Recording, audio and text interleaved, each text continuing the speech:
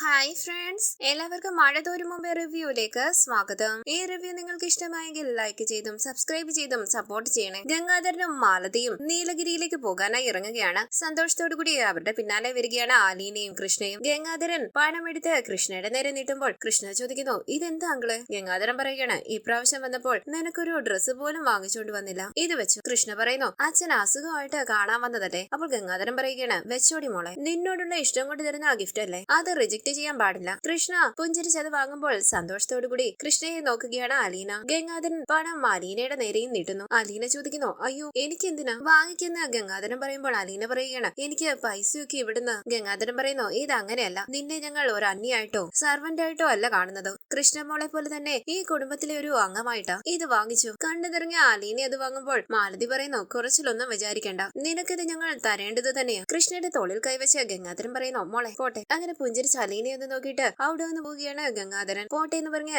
അലീനയുടെ തോളിലൊന്ന് കൈവച്ച് കൃഷ്ണയെ ചേർത്ത് പിടിച്ച് മാലതിയും അവിടെ നിന്ന് പോന്നു. അവരവിടെ നിന്ന് പോയതിനു ശേഷം കൃഷ്ണയെ അകത്തേക്ക് പോവുകയാണ്. അലീന സംശയത്തോടുകൂടി ആലോചിച്ച് നിൽക്കുന്നു. പിന്നീട് കാണിക്കുന്നത് വിഷമത്തോടുകൂടി ഡൈനിങ് ടേബിളിന്റെ അരികിലിരിക്കുന്ന വൈജയന്തിയെ ശ്രദ്ധിക്കുകയാണ് ബബിതയും കൃഷ്ണയും. ബബിത ചോദിക്കുന്നു, അമ്മ അങ്കിൾ എന്തിനാ അങ്ങനെയൊക്കെ പറഞ്ഞത്? എങ്ങനെ പറഞ്ഞു എന്ന് വൈജ ചോദിക്കുമ്പോൾ ബബിത പറയുകയാണ്, അമ്മയുടെ പഴയ കഥയൊക്കെ പറഞ്ഞാൽ മക്കൾ പോലും അമ്മയെ വെറുക്കുമെന്ന്. വൈജ പറയുന്നു, അത് പിന്നെ ഗംഗേട്ടനൊരു ദേഷ്യത്തിൽ അങ്ങനെ അങ്ങ് പറഞ്ഞതാ. ബബിത പറയുന്നു, ദേഷ്യപ്പെട്ട് പറഞ്ഞതാണെന്ന് എനിക്ക് മനസ്സിലായി, എന്നാലും വെറുതെ അങ്ങനെ പറയത്തില്ലല്ലോ, പ്രത്യേകിച്ചും ഗംഗാധരനങ്കിളിനെ പോലൊരു മിലിറ്ററി ഓഫീസർ. വൈജ പറയുന്നു, ദേഷ്യം എല്ലാവർക്കും വരും, അതിന് മിലിറ്ററി എന്നോ പോലീസ് എന്നോ നേവി എന്നോ തരംതിരിവൊന്നുമില്ല. ബബിത ചോദിക്കുന്നു, ഞങ്ങളൊന്നും അറിയണ്ടാത്ത കുറെ സീക്രട്സ് ശരിക്കും അമ്മയ്ക്കുണ്ടോ? വൈജ പറയുന്നു, പറഞ്ഞില്ലേ ഗംഗേട്ടന് ദേഷ്യം വന്നപ്പോൾ വായി തോന്നിയ മാതിരി പറയുന്നതാണെന്ന്. എനിക്ക് സംശയമുണ്ടെന്ന് ബബിത പറയുമ്പോൾ ദേഷ്യത്തോടുകൂടി അവിടെ നിന്നിട്ട് വൈജ ചോദിക്കുന്നു, എന്ത് സംശയം? എന്ത് സംശയാടി? ബബിത പറയുന്നു, അമ്മ കല്യാണത്തിന് മുമ്പ് എന്തൊക്കെയോ കാട്ടിക്കൂട്ടിയിട്ടുണ്ടെന്ന്. വൈജ ചോദിക്കുന്നു, എന്തോ നാടി ഞാൻ കാട്ടിക്കൂട്ടിയത് പറയടി. ബബിത പറയുന്നു, എനിക്കറിയാഞ്ഞിട്ടല്ല ഞാൻ അമ്മയോട് ചോദിച്ചത്,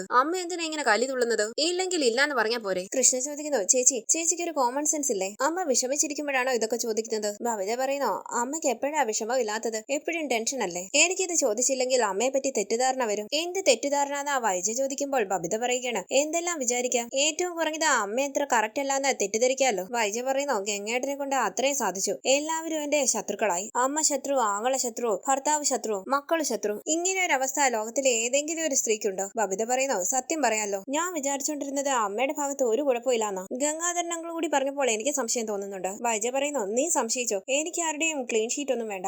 നിന്റെ സ്വഭാവ സർട്ടിഫിക്കറ്റിന് വേണ്ടിയിട്ടല്ല വൈജയന്തി ജീവിക്കുന്നത്. ബബിത ചോദിക്കുന്നു, എല്ലാവരെയും വെറുപ്പിച്ചുകൊണ്ട് ജീവിക്കാൻ പറ്റുമോ അമ്മേ? അപ്പോൾ വൈജ പറയുകയാണ്, നീ എന്നെ പഠിപ്പിക്കാനൊന്നും വരണ്ട കേട്ടോ. ഗംഗേട്ടൻ മല്ലെന്ന് പറഞ്ഞിട്ടുണ്ടെങ്കിൽ ഗംഗേട്ടനോട് ചോദിക്കണം, എന്റെ അടുത്തല്ല വരേണ്ടത്. അങ്ങനെ വൈജ അവിടെ നിന്ന് പോകുമ്പോൾ കൃഷ്ണ ചോദിക്കുന്നു, ചേച്ചിക്ക് സമാധാനമായോ? ബബിത പറയുകയാണ്, ഇവിടെ ഇപ്പം ആരാണ് തെറ്റ് ആരാണ് ശരി എന്നൊന്നും പിടികിട്ടുന്നില്ലല്ലോ. കൃഷ്ണ പറയുന്നു, നമ്മുടെ ജോലി പഠിക്കുക എന്നുള്ളതാ, തൽക്കാലം അതങ്ങ് ചെയ്താൽ മതി. ഒരു ഉപദേശക എന്ന് പറഞ്ഞ ദേഷ്യത്തോടുകൂടി ബബിത അകത്തേക്ക് പോവുകയാണ്. പിന്നീട് കാണിക്കുന്നത് അരികിലേക്ക് വന്ന വൈജയോട് മുത്തശ്ശി ചോദിക്കുന്നു, ഗംഗാധരനൊക്കെ പോയോ വൈജയെ? പോയിന്ന് വൈജ പറയുമ്പോൾ മുത്തശ്ശി ചോദിക്കുകയാണ്, എപ്പോഴാ പോയത്? വൈജ പറയുന്നു, കുറെ നേരമായി. അവിടെ എന്തായിരുന്നടി ബഹളം എന്ന് മുത്തശ്ശി ചോദിക്കുമ്പോൾ വൈജ പറയുകയാണ്, ഗംഗേട്ടൻ എന്നെ അടിച്ചു. മുത്തശ്ശി ചോദിക്കുന്നു, അടിച്ചോ? ഗംഗനോ? അവനെ കൊണ്ട് അടിപ്പിക്കണമെങ്കിൽ നീ എന്ത് ഭാവം അടി ചെയ്തത്? വൈജ പറയുന്നു, ഞാൻ അലീനയുടെ ചെകിടത്ത് നോക്കി ഒന്ന് പൊട്ടിച്ചു, അത് ഗംഗേട്ടന് ഇഷ്ടപ്പെട്ടില്ല. മുത്തശ്ശി ചോദിക്കുന്നു, നിനക്ക് ഭ്രാന്താണോടി? വൈജ പറയുന്നു, എല്ലാവരും കൂടി എന്നെ ഭ്രാന്ത് പിടിപ്പിച്ചു. മുത്തശ്ശി ചോദിക്കാണ്, നീ എന്തിനാടി അലീനെ തല്ലിയത്? വൈജ പറയുന്നു, ബാലചന്ദ്രൻ കോളിംബെൽ അടിച്ചപ്പോൾ ഞാൻ കയറി ചെന്നതേ ബാലചന്ദ്രൻ ഇഷ്ടപ്പെട്ടില്ല, എന്നോട് ഇറങ്ങി പോകാൻ പറഞ്ഞു. മുത്തശ്ശി പറയുന്നു, നീ അത് കേട്ടുകൊണ്ട് തിരിച്ചു പോന്നാ പോരായിരുന്നു? അപ്പോൾ വൈജ പറയുകയാണ്, അതിന് വേറൊരു വൈജയന്തി ജനിക്കണം, കൊടുത്തു ഞാൻ ബാലചന്ദ്രന്റെ മുന്നിൽ വെച്ച്. അവളുടെ കർണക്കുട്ടി നോക്കി ഒരെണ്ണം. കുറെ കാലമായിട്ട് ഞാൻ വിചാരിക്കുന്നതാ അവൾക്കൊരു അടിയുടെ കുറവുണ്ടെന്ന്. മുത്തശ്ശി പറയുന്നു, എടി നിന്നോട് ഞാനും മാലതിയും ഗംഗാധരനും ഒക്കെ എന്താ പറഞ്ഞിരുന്നത്? ബാലചന്ദ്രൻ ഇഷ്ടമില്ലെങ്കിൽ അങ്ങോട്ട് പോകണ്ട, അലീനെ അവനെ ശുശ്രൂഷിച്ചോട്ടെ, നിനക്ക് അത്ര എളുപ്പമായില്ലേ? വൈജ ചോദിക്കുന്നു, എന്റെ ഭർത്താവിനെ വല്ലവളമാർക്കും വിട്ടുകൊടുത്തിട്ട് ഞാൻ കൈയും കെട്ടി നോക്കി നിൽക്കണോ? മുത്തശ്ശി ചോദിക്കുന്നു, നീ എന്തുവാ വൈജ ഈ പറയുന്നത്? നിനക്ക് സംശയമാണോ അതോ കുശുമ്പാണോ? വൈജ പറയുന്നു, ഭാര്യയെ കാണുക പോലും വേണ്ട, വേലക്കാരി മാത്രം ശുശ്രൂഷിച്ചാൽ മതിയെന്ന് പറഞ്ഞാൽ ഒരു ഭാര്യയ്ക്കും അത് സഹിക്കാൻ പറ്റത്തില്ല. മുത്തശ്ശി ചോദിക്കുന്നു, നീ എതിർത്തത് കൊണ്ട് എന്തെങ്കിലും ഗുണമുണ്ടോടി? വൈജ പറയുകയാണ്, എന്നെ അങ്ങനെയൊന്നും തോൽപ്പിക്കാൻ നോക്കണ്ട ആരും. മുത്തശ്ശി ചോദിക്കുന്നു, ബാലചന്ദ്രന്റെ ദേഷ്യം ഒന്നുകൂടി കൂടിയില്ലേ? വൈജ പറയുകയാണ്, കൂടട്ടെ, ആർക്കാ പാട്?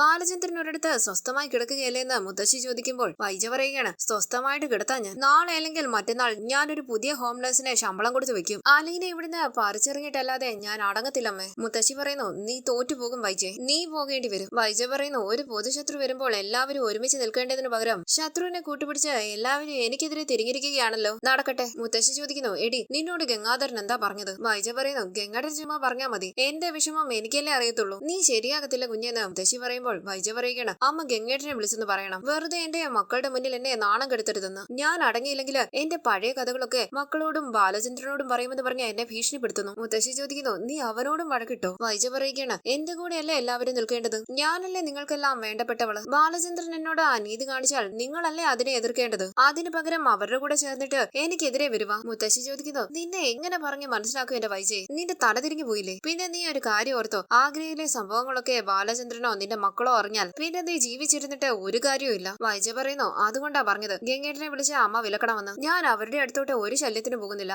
എന്നെ വെറുതെ വിട്ടേക്കാൻ പറ. അങ്ങനെ വൈജ എവിടെ നിന്ന് പോകുമ്പോൾ വിഷമത്തോടുകൂടി ആലോചിച്ചിരിക്കുകയാണ് മുത്തശ്ശി. പിന്നീട് കാണിക്കുന്നത് ആലോചിച്ച് കേൾക്കുന്ന രോഹിത്തിനോട് ബബിത ചോദിക്കുന്നു, രോഹിത്തിന് എന്താ ഒന്നും പറയാത്തത്? നമ്മൾ മൂന്നുപേരും കൂടി ഒന്നിച്ച് നിന്നാ മതി അമ്മയുടെ കൂടെ. അച്ഛനെ തോൽപ്പിക്കാനോന്ന് കൃഷ്ണ ചോദിക്കുമ്പോൾ ബബിത പറയുകയാണ്, അല്ല, അമ്മയെ ജയിപ്പിക്കാൻ. അലീനെ ഇവിടുന്ന് പറഞ്ഞു വിടണമെന്ന് നമുക്ക് മൂന്ന് പേർക്കും കൂടി അച്ഛനോട് പറയാം. രോഹിത് പറയുന്നു, അച്ഛനോട് പറയാൻ എനിക്ക് പറ്റില്ല, പക്ഷെ നിങ്ങളുടെ കൂടെ നിൽക്കാം. ബബിത ചോദിക്കുന്നു, രോഹിയേട്ടൻ എന്തുകൊണ്ടാ പറയാൻ പറ്റാത്തത്? രോഹിയേട്ടനല്ലേ കൂട്ടത്തിൽ മുതിർന്ന ആള്, ഞങ്ങളുടെ ഏട്ടൻ. രോഹിയേട്ടൻ വേണം മുമ്പിൽ നിൽക്കാം. രോഹിത് പറയുന്നു, എന്നിട്ട് ഞാൻ പറയണോ അച്ഛാ അലീനെ ഇവിടുന്ന് പറഞ്ഞയച്ചേക്കെന്ന്? പറഞ്ഞാൽ എന്താന്ന് ബബിത ചോദിക്കുമ്പോൾ രോഹിത് പറയുകയാണ്, അച്ഛൻ അപ്പോഴേ ചോദിക്കും, നിനക്ക് എന്തിന്റെ സുഖേടാണ്? കൃഷ്ണ ചോദിക്കുന്നു, തെമ്മാടിത്തരം കാണിക്കാൻ പോയിട്ടല്ലേ? ബബിത പറയുന്നു, ഞാൻ പറയാം അച്ഛനോട്, എനിക്കൊരു മടിയില്ല. കൃഷ്ണ പറയുകയാണ്, അച്ഛൻ വെറുതെ കേട്ടുകൊണ്ട് നിൽക്കത്തില്ലെന്ന് ഓർക്കണം. ഇങ്ങോട്ട് ചില ചോദ്യങ്ങൾ ചോദിക്കും, അതിന് ഉത്തരം പറയേണ്ടി വരും. ബബിത പറയുന്നു, ഇപ്പൊ ഈ വീട്ടിലെ പ്രശ്നം തീരണമെങ്കിൽ, അച്ഛനും തമ്മിലുള്ള വാശിയും വഴക്കും തീരണമെങ്കിൽ അലീന ഈ വീട്ടിൽ നിന്ന് പോയല്ലേ പറ്റൂ. കൃഷ്ണ പറയുന്നു, അലീന ചേച്ചി പോയാൽ അച്ഛനും അമ്മയും തമ്മിലുള്ള വഴക്ക് തീരുമെന്നാണെങ്കിൽ അലീന ചേച്ചി പോട്ടെ. രോഹിത് പറയുന്നു, അവൾ ഈ വീട്ടിൽ വരുന്നതിന് മുമ്പ് ഈ വീട് എങ്ങനെയായിരുന്നോ ആ അവസ്ഥയിലോട്ട് വരണം. ബബിത പറയുന്നു, അതിനവള് പോയേ പറ്റത്തുള്ളൂ. രോഹിത് പറയുന്നു, ദേ അവള് വരുന്നുണ്ട്. ബബിത കൃഷ്ണയോട് പറയുന്നു, അവളെ ഇങ്ങോട്ട് വിളിക്ക്. അവൾ കൃഷ്ണ പറയണം, മര്യാദയ്ക്ക് സംസാരിക്കണം. എന്നാ വിളിക്കാം. ബബിത പറയുന്നു, ആ നീ വിളി. കൃഷ്ണ ഉറക്കെ അലീന ചേച്ചി എന്ന് വിളിച്ചിട്ട് ഇങ്ങോട്ടൊന്ന് വരുമോ എന്ന് ചോദിക്കുകയാണ്. എന്താ മോളെ എന്ന് ചോദിച്ച അലീന അരികിലേക്ക് വരുമ്പോൾ കൃഷ്ണ പറയുകയാണ്, ചേച്ചി അച്ഛനും അമ്മയും തമ്മിൽ ഭയങ്കര വഴക്കായി, ഇനി എന്താ ചെയ്യുന്നത്? അലീന ചോദിക്കുന്നു, അവര് തമ്മിലല്ലേ വഴക്ക്, നിങ്ങൾ അവരോട് പറയണം വഴക്കുണ്ടാക്കരുതെന്ന്. ഞങ്ങൾ പറഞ്ഞാൽ അവര് കേൾക്കുമോന്ന് കൃഷ്ണ ചോദിക്കുമ്പോൾ അലീന ചോദിക്കുകയാണ്, പിന്നെ ആര് പറഞ്ഞാൽ കേൾക്കും? ബബിത പറയുകയാണ്, നീ ഈ വീട്ടിൽ നിന്ന് പോകാതെ അമ്മ സമ്മതിക്കത്തില്ല. അലീന പറയുന്നു, ഞാൻ പോകാന്ന് പറഞ്ഞല്ലോ, നിങ്ങൾ അച്ഛനെ കൊണ്ട് സമ്മതിപ്പിച്ചാ മതി. ബബിത പറയുന്നു, അച്ഛൻ സമ്മതിക്കുമെന്ന് തോന്നുന്നില്ല, അച്ഛൻ നിന്നെ പറഞ്ഞയക്കാൻ തയ്യാറല്ല. അലീന പറയുന്നു, നിങ്ങൾ പറയുന്നതിൽ ന്യായം ഉണ്ടെങ്കിൽ അത് അച്ഛനെ ബോധ്യപ്പെടുത്തിയാൽ മതിയല്ലോ. ബാലചന്ദ്രൻ സാറ് അനീതിക്ക് കൂട്ടു നിൽക്കുമെന്ന് എനിക്ക് തോന്നുന്നില്ല, പക്ഷേ നിങ്ങളുടെ അമ്മ അങ്ങനെയല്ല, അനീതിക്ക് കൂട്ടു നിൽക്കും, അന്യായം പ്രവർത്തിക്കും, കള്ളം പറയും, കുശുമ്പ് കാണിക്കും, അസൂയ മനസ്സിൽ വെക്കും. ബബിത ചോദിക്കുന്നു, ഞങ്ങളുടെ അമ്മയെ കുറ്റം പറയാൻ നിനക്കെന്താ അവകാശം? അലീന പറയുന്നു, നിങ്ങളെക്കാൾ അവകാശം എനിക്കുണ്ട്. ഇത് കേട്ടവർ സംശയത്തോടുകൂടി നിൽക്കുമ്പോൾ ബബിത പറയുകയാണ്, അത് മനസ്സിലായില്ല. അലീന പറയുന്നു, തൽക്കാലം ഇത്രയും മനസ്സിലാക്കിയാൽ മതി. കൃഷ്ണ പറയുന്നു, വെറുതെ നമ്മൾ തമ്മിൽ തർക്കിച്ച് വഴക്കിടണ്ട. ഈ കുടുംബത്തിന് സമാധാനം ഉണ്ടാകാൻ ഞങ്ങൾ നോക്കിയിട്ട് ഒറ്റ വഴിയെ കാണുന്നുള്ളൂ. അലീന ചേച്ചി ഇവിടുന്ന് പോണം. അലീന പറയുന്നു, ഞാൻ പൊയ്ക്കോളാമെന്ന് പറഞ്ഞല്ലോ, നിങ്ങൾ അച്ഛനോട് ചെന്ന് പറയണം, അച്ഛാ അലീന ഇവിടുന്ന് പോയാൽ നമ്മുടെ വഴക്കെല്ലാം തീരും, ഈ വീട്ടിൽ സന്തോഷവും സമാധാനവും വന്നു നിറയും. അലീന പോകാൻ പൊന്നു മനസ്സോടെ നിൽക്കുക, പോകാൻ സന്തോഷമാണെന്ന് പറഞ്ഞു. അച്ഛനൊരു വാക്ക് പറ, പൊയ്ക്കോന്ന്. ബബിത പറയുന്നു, അത് അച്ഛൻ സമ്മതിച്ചെന്ന് വരത്തില്ല. അലീന പറയുന്നു, എന്തുകൊണ്ടില്ലാന്ന് നിങ്ങൾ അച്ഛന്റെ മുഖത്ത് നോക്കി ചോദിക്കണം, ഇത്രയും പ്രായമായ മക്കളല്ലേ നിങ്ങള്? രോഹിത് ചോദിക്കുന്നു, അച്ഛൻ പൊയ്ക്കോന്ന് പറയാൻ നിൽക്കുന്നത് എന്തിനാ? പോകുന്നതാണ് ഇഷ്ടമെങ്കിൽ പെട്ടിയും കിടക്കയും എടുത്ത് പോയാ പോരെ. അലീന പറയുന്നു, എനിക്ക് മനസ്സിലടാ അങ്ങനെ പോകാൻ, ഞാൻ അഡ്രസ് ഇല്ലാതെ വന്നവളല്ല, ആരെങ്കിലും ഗേറ്റിൽ നിന്ന് കൈയാട്ടി വിളിച്ചിട്ട് കേറി വന്നതുമല്ല. കൈതക്കൽ മാളിക വീട്ടിലെ മനുശങ്കർ എന്ന ആളും നെടുമ്പുരയ്ക്കൽ വീട്ടിലെ ബാലചന്ദ്ര മേനോൻ എന്ന ആളും കൂടി കഴക്കൂട്ടത്ത് വന്ന എഗ്രിമെന്റിൽ ഒപ്പിട്ട് എന്നെ കൂട്ടിക്കൊണ്ട് വന്നതാ. അവര് പറയണം, അലീനെ നിന്റെ സേവനം മതി, പൊയ്ക്കോ എന്ന്. പിള്ളേരെ, നിങ്ങൾക്ക് അല്പമെങ്കിലും കോമൺ സെൻസ് ഉണ്ടെങ്കിൽ നിങ്ങൾക്ക് ചിന്തിക്കാവുന്നതേ ഉള്ളൂ. എന്തുകൊണ്ടാണ് മുത്തശ്ശിയും മാഡത്തിന്റെ സ്വന്തം ഏട്ടൻ ഗംഗാധരൻ സാറും മാലതി മേഡവും മനുവേട്ടനും ഒക്കെ അമ്മയെ ഉപദേശിക്കാനും ശാസിക്കാനും തിരുത്താനും ശ്രമിക്കുന്നത് എന്ന്? അമ്മയുടെ ഭാഗത്ത് തെറ്റുള്ളതുകൊണ്ട് അല്ലേ? അവരാരും പൊട്ടന്മാരും പൊട്ടത്തികളും ഒന്നും അല്ലല്ലോ.